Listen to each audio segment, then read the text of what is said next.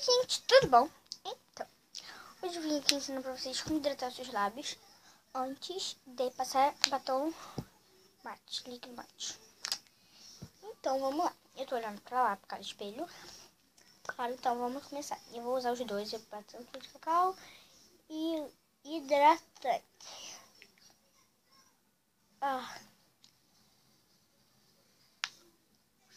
O hidratante.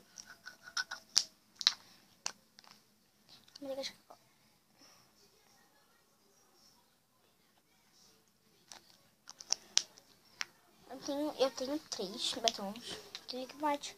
Então eu escolhi um deles, é o roxo. E ele é o número 10. Tá manchado aqui do batom, mas é 10. Eu vou olhar pra lá porque eu tô aplicando ele. E não altera em nada, a cor não altera. E ele continua mate ainda. Porque ele vai demorar um pouco pra secar por causa que a gente hidratou os lábios. Gente, porque esses batons, eles secam muito os lábios. Então é bom a gente passar. Então eu vou passar.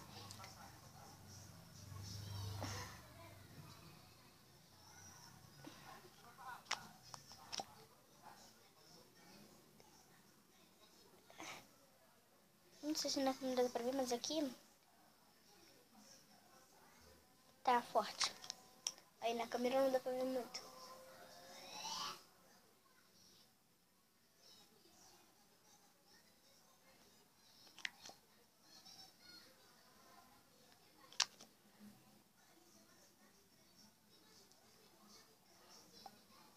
Isso tá assim mesmo, porque eu estou sozinha.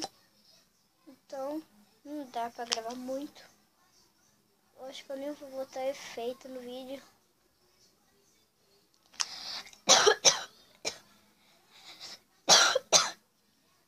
Então,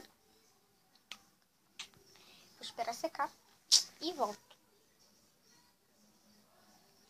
Gente, ele secou. Então vamos beijar. Olha, não transfere. Isso aqui é minha veia mesmo. Ó. Não transfere. Então, ó, vou pegar aqui a câmera. Ele não transfere a cor. E foi isso. Tchau.